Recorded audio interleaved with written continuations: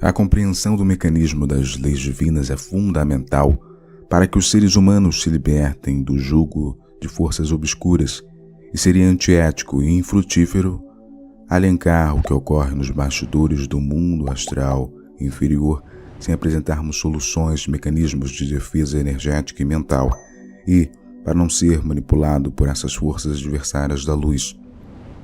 A política da maldade procura fazer com que a humanidade não acredite em si mesma. Tentam de todas as formas manter o ser humano preso a recordações dolorosas e traumáticas, como um mecanismo para que ele não descubra a sua real essência, não perceba o seu próprio valor, suas forças internas, sua capacidade de se autorrenovar e se transformar em alguém melhor do que ele é no momento. A solução contra tudo isso é se libertar de recordações do passado, recordações amargas, quedas, erros, e cometer a tolice de pensar que as coisas são assim mesmo e nada pode ser feito para reverter a situação. Não se constrói nada de útil ficando preso ao passado, desperdiçando preciosas energias que poderiam ser usadas para construir conteúdos mais positivos no presente. Libertar-se do passado é não só um eficiente mecanismo de autodefesa, como também uma preciosa arma para se obter autoestima e autoconfiança. Lutas internas, dificuldades íntimas são desafios que precisam ser superados, e isso exige esforço e perseverança. De superação em superação, o indivíduo ganha autoconfiança, desenvolve uma autoimagem mais realista de si mesmo, nem subestimando a própria capacidade, tampouco supondo ser melhor do que é. Precisamos ter uma visão realista de quem somos, como somos, do que somos e do que não somos capazes de realizar no momento atual, mantendo perspectivas otimistas para o futuro.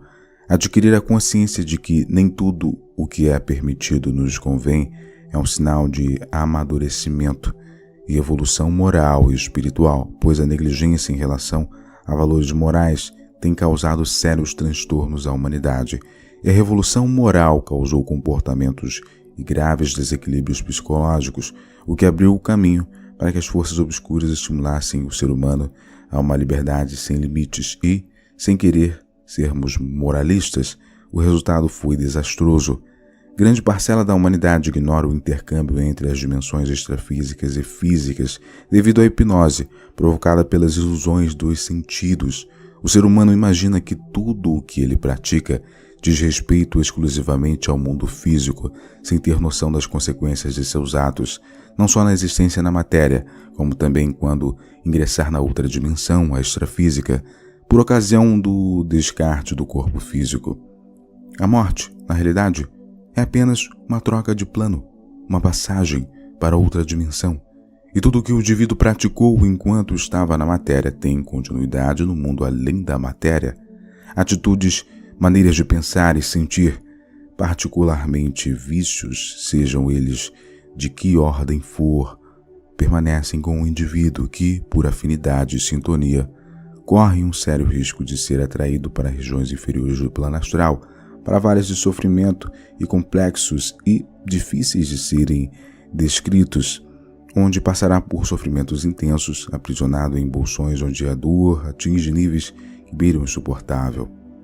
Nossa intenção é esclarecer o que se passa nos bastidores do mundo astral, a luta entre o bem e o mal, e o que acontece com os invigilantes que acreditam que podem infringir as leis divinas e ficarem impunes.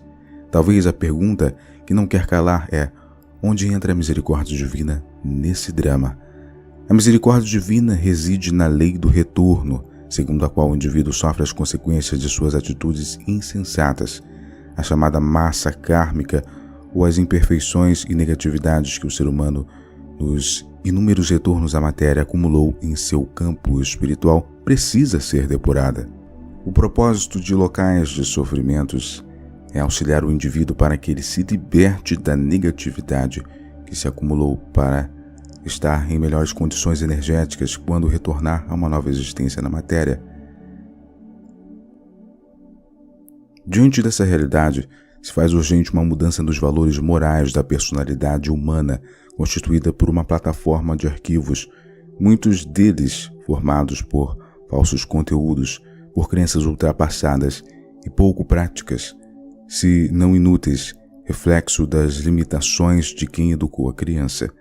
Se a estrutura da personalidade foi edificada com base em interpretações errôneas e deformadas da realidade, todas as ações, todo comportamento, pensamentos e sentimentos, por mais bem intencionados que sejam, estão destinados ao fracasso, e nada mais natural que essas crenças sejam desconstruídas, para que o ser humano tenha atitudes mais saudáveis e práticas diante da realidade que os cerca.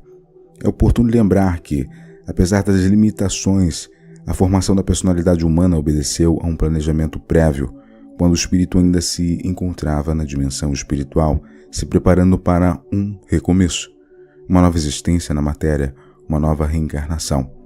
Não existe o acaso, tudo obedece a um planejamento prévio, visando a evolução do ser humano. E esse planejamento tem seus fundamentos baseados nos acertos e erros cometidos pelo indivíduo em vidas pretéritas e nas experiências que irá vivenciar nessa existência.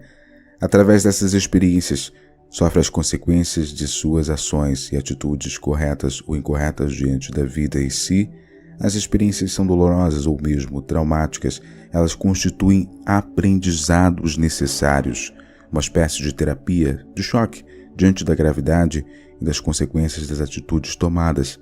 É importante não se colocar no papel de vítima e atolar no brejo toda a autopiedade, pois tudo está dentro da mais absoluta justiça. Se ignorarmos a lei de reencarnação, fica difícil entender os porquês da vida do ser humano e o planejamento espiritual que está por trás desses acontecimentos. Com o objetivo de aprendizado, reparação das experiências falidas e uma oportunidade para crescimento moral e espiritual. Resumindo, a atual personalidade é o resultado do que o indivíduo foi um dia e das suas ações praticadas em outras existências, em diferentes épocas e lugares perdidos no tempo. Considerando as consequências da conduta moral do ser humano em passadas existências, o planejamento da vida atual é o melhor que poderia ser, e se neste planejamento estavam previstas determinadas experiências, era preciso formar uma personalidade com características específicas para que a assimilação dessas experiências fosse possível. Por todas essas razões, idealizar o ser humano como um ser perfeito é mera ilusão.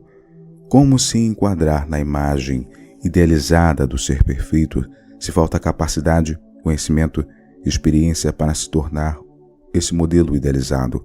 O ser humano é o que é, um ser único, porque passou por experiências que outros não passaram. Está em um determinado estágio evolutivo, diferente dos demais, porque viveu vidas que os outros não viveram. Aceitar a própria maneira de ser é a chave para adquirir a autoestima. Basta de cobranças, de querer ser quem não é e usar máscaras para ocultar a sua real identidade. Aceite suas qualidades e defeitos, seu lado luz, seu lado sombra, seu lado belo, seu lado feio. Devemos entender que a humanidade está num ponto de reajuste. Os conteúdos que estamos transmitindo do livro Transição Planetária, Bastidores da Batalha Espiritual, com certeza estão ampliando a consciência de muitos.